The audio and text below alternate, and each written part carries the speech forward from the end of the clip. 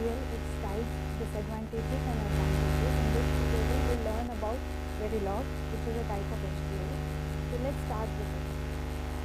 The basic building, and we give a functionality of the design which tells us what the design does exactly.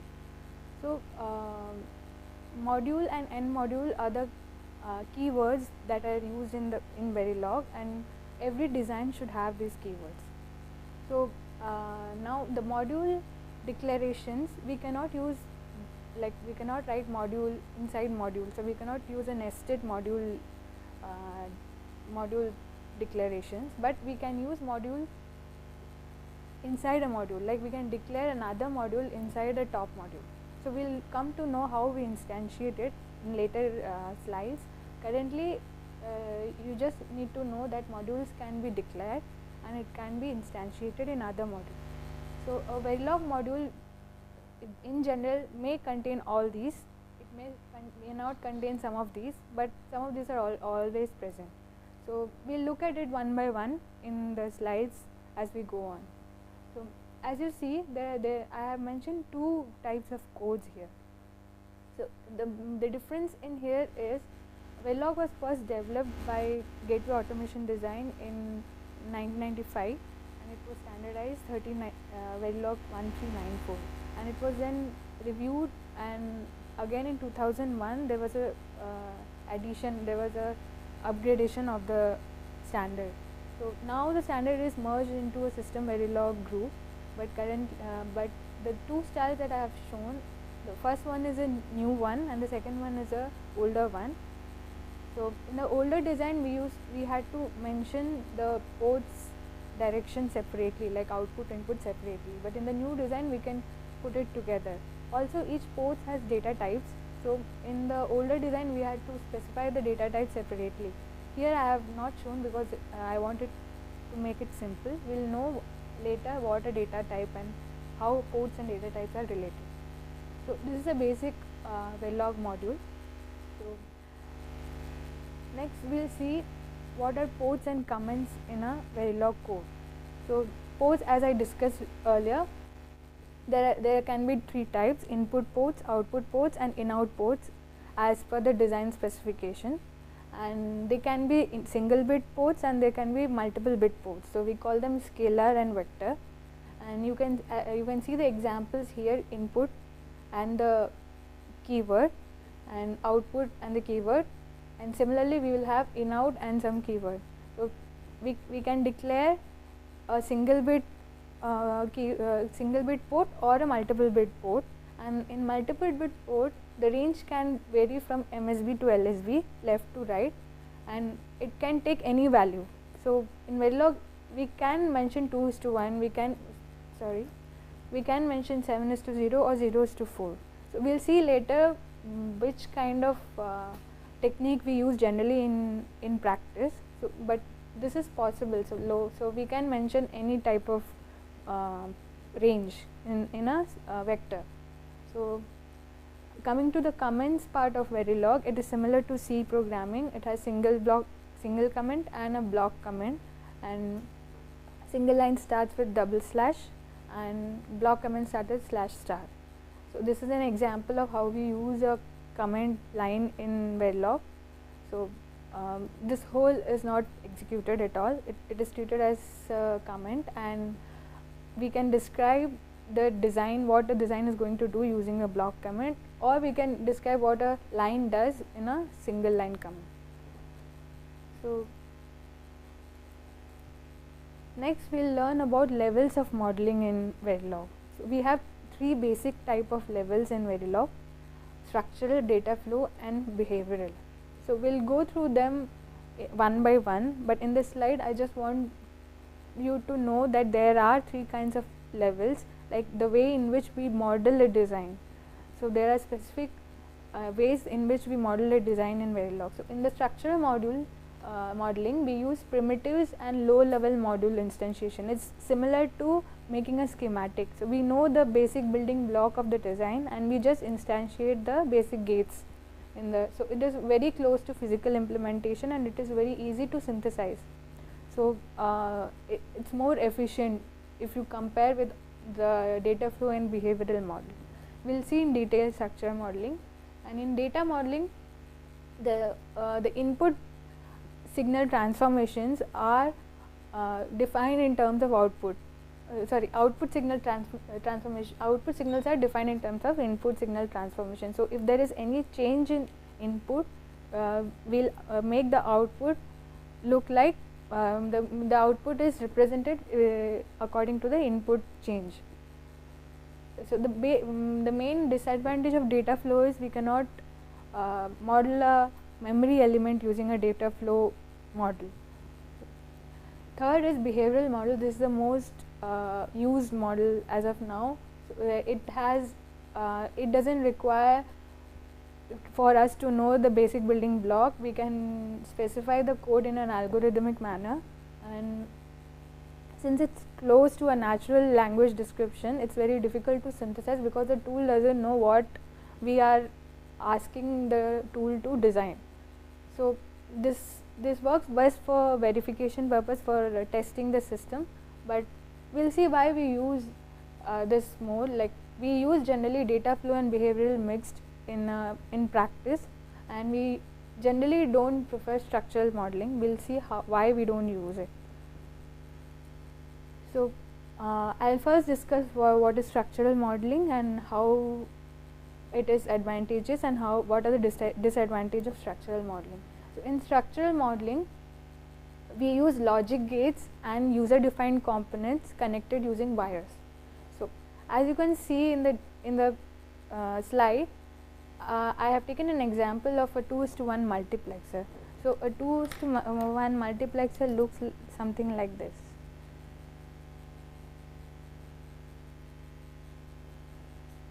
We have two inputs and an output and one select line.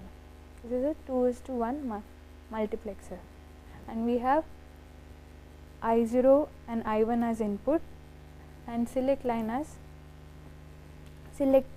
as input also, and we have a Z output.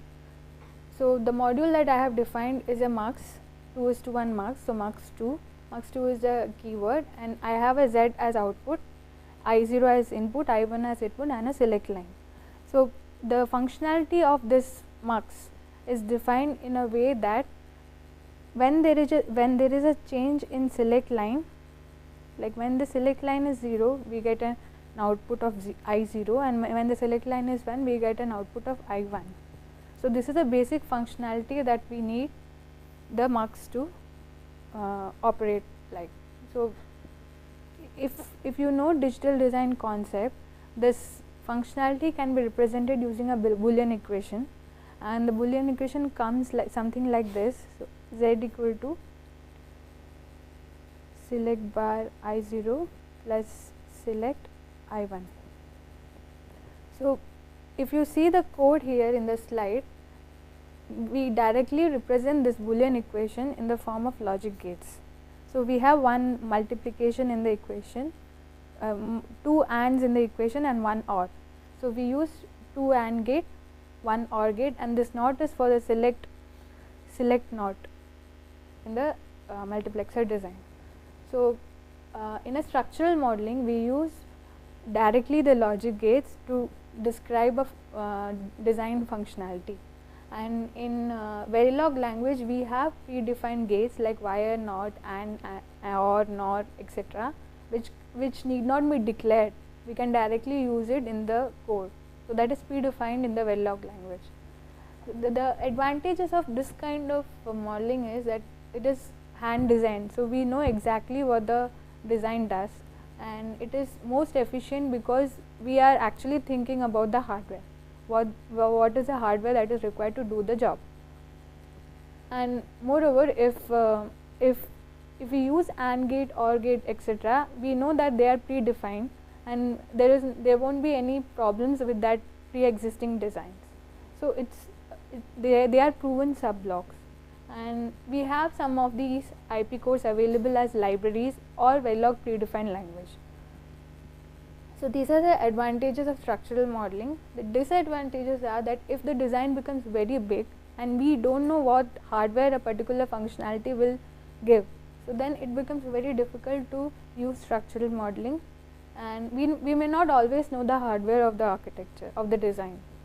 So also to get into, if at all we decide to use structural modeling, to know the actual hardware of each functionality is difficult and it will take a lot of time.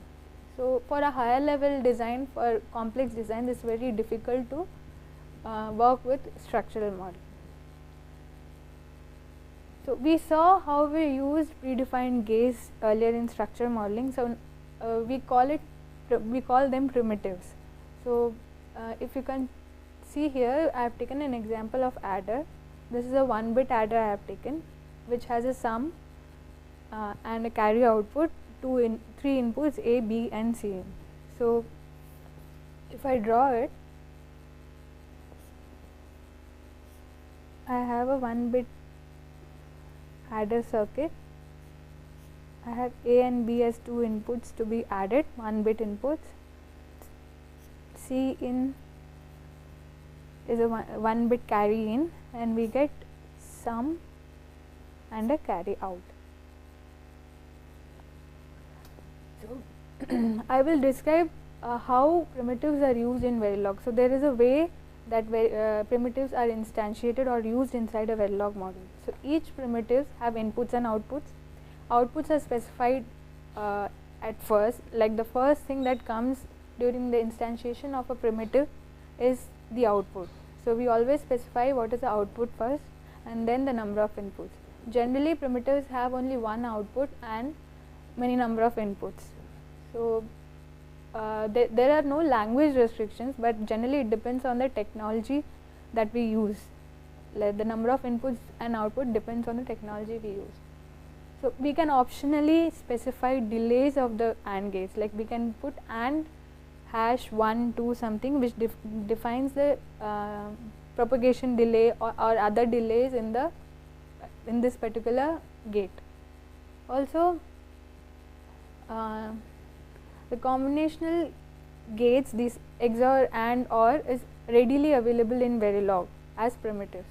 So some of the examples of primitives are AND, NAND, OR, NOR, NOT and all this. So we now know how to use a primitive in a structural modeling and what are the advantages and disadvantages of structural modeling. Now we will see what a component instantiation is. So I have been talking about instantiation, right? So instantiation is nothing but using a predefined module in a top module, in another module. So suppose, like in the earlier example I spoke about 2:1 mux. So we defined that 2:1 mux with the keyword mux2. So we will see how we will use this mux2 to create a 4:1 mux. So here in the example I am using mux2 as a predefined module in the top module mux4. So if I draw the diagram, so we have 3 2:1 mux,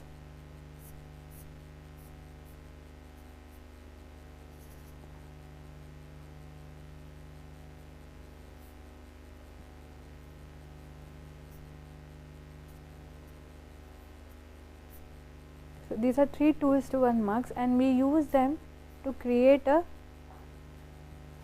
4:1 mux.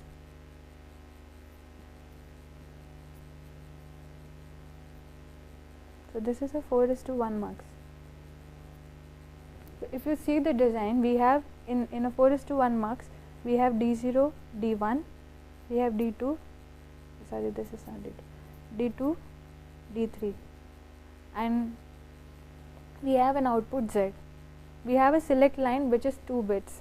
So we will use one select line for these 2 muxes and one select line for this mux. So we use 2:1 mux to create 4:1 mux and we will instantiate the 2:1 mux inside the mux4 module and see how component instantiation works. So component instantiation can be done in 2 ways. First thing is it can be called by reference and it can be called by position. It's somewhat similar to C calling, C function calling, but it's not actually that. So I'll tell you how it is done. So currently whatever you see in this slide in the code, this is by reference. So we provide dot select dot I0 dot I1 dot Z. These are the ports of MUX2. We have I0 I1 as input, we have Z as output, and one select line. So we instantiate MUX2 using calling by reference using this procedure, this syntax. So we specify ports in dot port name and the net that connects it. So all these modules are connected by, all the muxes are connected by other wires, right? So these are called internal nets. So we have to declare them. So that's why I have used wire Z1, Z2. This is a data type that we'll discuss later. So component instantiations, like what we spoke about earlier, it does not include delay, but it should include a name, component name. Like I have 3 muxes, I have named them M1, M2, M3. So before we do a simulation of this whole module, if we want to test this 4:1 mux, if it is operating properly, if we want to simulate this, we first have to synthesize this individual module and then use them. So this is how a general component instantiation works. There may be more parameters, more things that can be added. This is the basic thing. So we'll see how more Verilog constructs can be added in the later slides.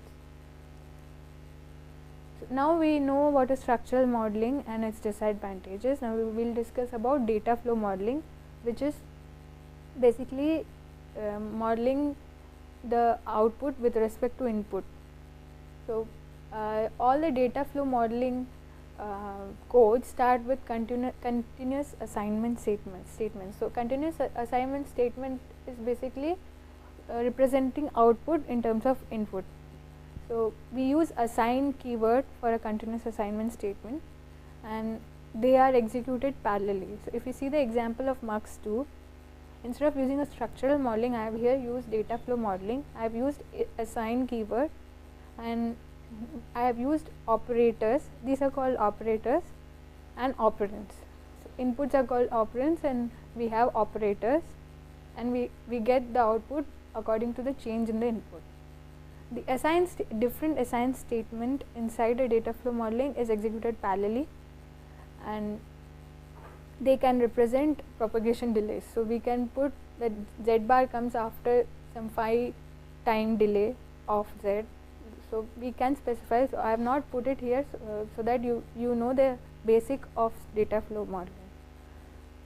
So we know now that the execution model called data flow has data values flowing through the network through wires and operators. So so basically data flow modeling is described using continuous assignment statements, which tells us how output changes with respect of input, and it uses operators. Okay, so the main disadvantage of data flow modeling is it doesn't have constructs to design a memory element. It only we can only design a combinational circuit using data flow modeling. It's very difficult to design a memory element using data flow modeling. So that's why we came up with a behavioral modeling style, and we'll see in later slides how we do a behavioral model code. So before we go into behavioral modeling, I want to tell you about more Verilog language constructs and how it is used. So we'll see what are vectors and parameters in Verilog language. So parameters are nothing but something we want to declare, we want to change in the module after some time. Suppose we have instantiated the MUX2 module inside the MUX4 module, and instead of 1-bit input, we want some 2-bit, multiple bit inputs in the MUX. For example, we define this 2:1 MUX. So in this, each input was 1 bit, right? But now we want we have a requirement that we want the data to be multiple bits. Suppose this has to be 8 bits and output has to be 8 bits, and we have a select line.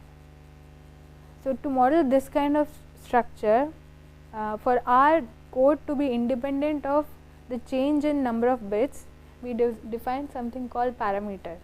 So, we define width w of the data as shown in the slide.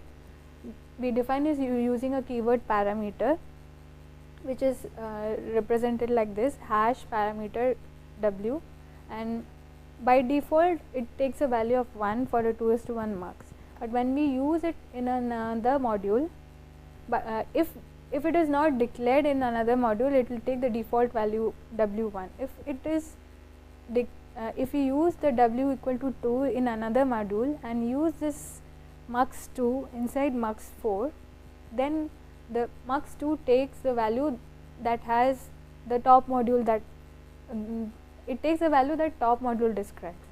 So, it overrides the initial coding that we have done, but it will take the top level parameter value. So, this is how we use a parameter. In this way, we can we can use a parameterized module. So, we can define different kinds of muxes with different inputs. We do not have to every time change the basic mux2 module to get a multiple bit data mux. This is how we do modular codes in Verilog, so that we can use a single code for different purposes without changing much of the code. So, hope you have understood how I have used the parameter here. So, this is about the parameter, and about the vectors. So, I told about ports which can be declared like multiple bits. So, multiple bit signals are called vectors, and they can be declared as high to low or low to high, like 1:2 or 6:1, something like that. So, the common usage that we use in that we have in practice is MSB to LSB, where MSB is greater than LSB and LSB is generally 0. But we can use we can use part vector in the design. So, we can suppose if the carry wires are declared as n:0, suppose n is some carry wire is a 6-bit wire and vector, carry wire is a 6-bit vector, and we have 5:0 as carry wire declared, and we can access each bit separately, or we can use a bunch of bits and assign them some values. So, we can use them to assign it to a output, or we can assign them a constant. So, this is how we use a vector in the design.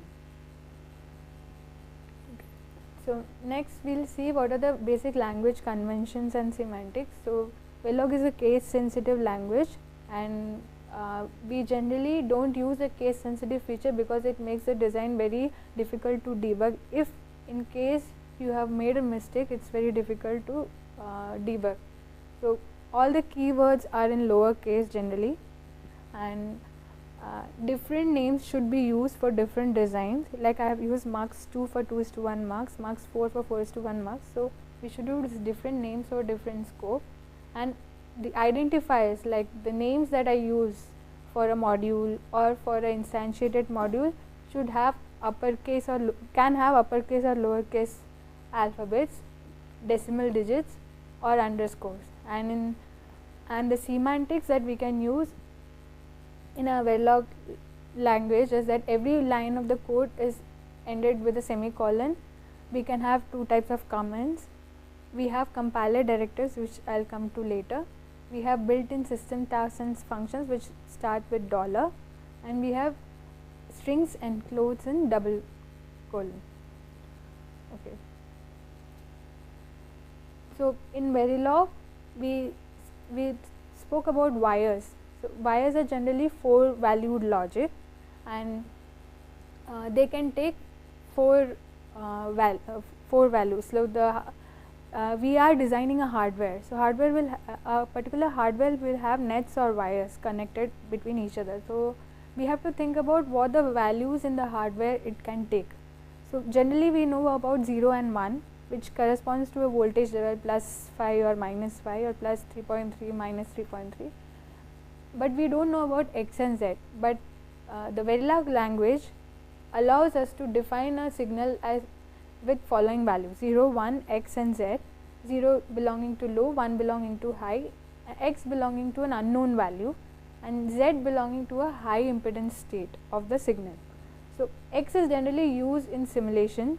In practice or in hardware, there is nothing called as x, and z means high impedance, that the line is not driven by anything or it is idle. So, these are the values that we use in Verilog code for a particular wire or net.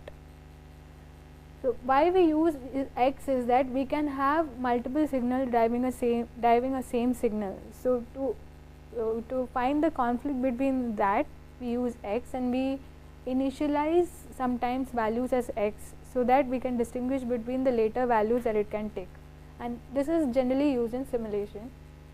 Why we use z? We use z so that we know that no other signal is driving it and the line is idle. Verilog also has some other drive strength properties that we can use with the signals, which we will not discuss and which is not generally used. So, we now know that Verilog has signals which are represented in 4 valued logic. So, I think we are out of time now. So, I will stop this session here and I will continue this in the next session.